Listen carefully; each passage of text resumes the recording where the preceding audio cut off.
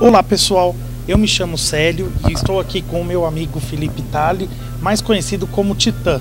E hoje nós inauguramos o History Oficina, que são dicas de história, dicas de como estudar ciências humanas para quem está no ensino fundamental. Não é isso, Titã? É.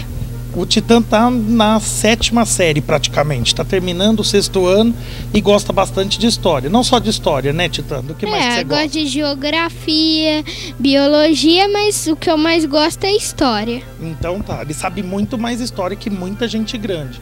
Tem 12 anos, mas entende de até 30 mil antes de Cristo, né, Fê? Hoje nós vamos falar sobre quem, Titã? Sobre os fenícios. Os fenícios. Por que os fenícios foram importantes? Eles foram importantes por causa do comércio e pelo alfabeto que hoje a gente usa e veio deles antes. Exatamente. Dentre os povos da Antiguidade Oriental, então nós temos os egípcios, os mesopotâmicos, depois os persas, temos os fenícios. E os fenícios foram desses povos os que mais desenvolveram o comércio. E o alfabeto deles, que tinha 22 letras e não tinha vogais, é a base do alfabeto grego, que de alguma maneira é a base dos alfabetos ocidentais. Além disso, a gente tem muito desenvolvimento, já que são comerciantes, das técnicas de navegação. Não é isso, Titã?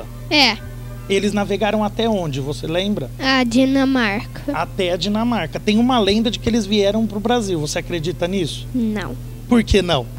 Por causa que eles não tinham tecnologia ainda para conseguir chegar até a América do Sul. Eles ficavam lá longe e como eles conseguiriam chegar até aqui? É uma tese, mas bastante discutível.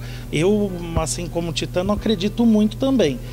Uma coisa é navegar no Mediterrâneo, no Mar Egeu, outra coisa é cruzar o Oceano Atlântico. E como eles eram governados? É igual ao Egito, igual ao Mesopotâmia? Não, eles não eram que nem o Egito, porque eles não tinham um poder central. Que nem no Egito eles tinham o faraó, lá na China eles tinham o imperador, mas os fenícios não tinham nenhum.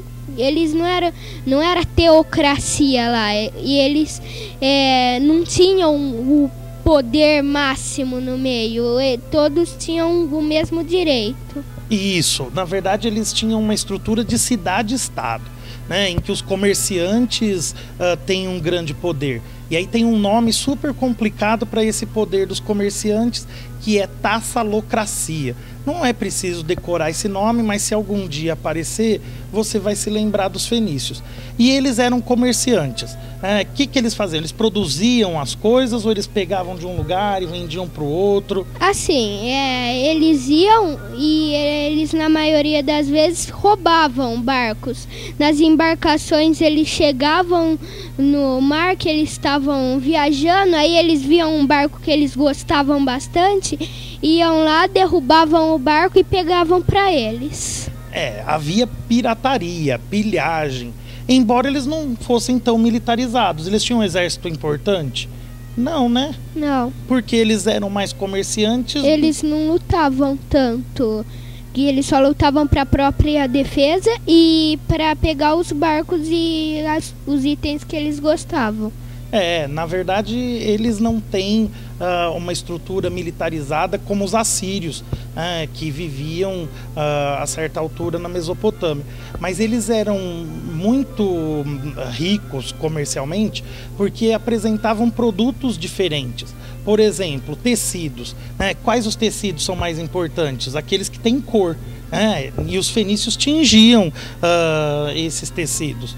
E com isso conseguiam agregar valor, como a gente diz hoje. Um tecido sem cor é muito mais barato, pelo menos nessa época, do que um tecido tingido.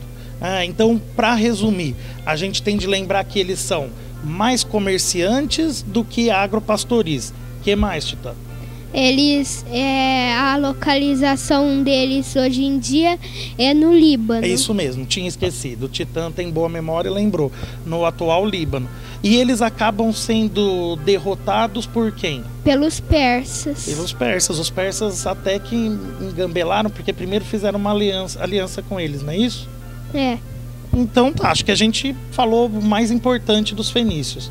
E por que estudar história é importante, Titã? É importante para a gente saber as histórias, o que já aconteceu no passado, para a gente se inspirar no que pode acontecer ainda, que ainda vai virar história depois. Daqui 1000 anos, o que a gente está se baseando lá no passado vai virar história, que nem o que a gente está aprendendo hoje em dia.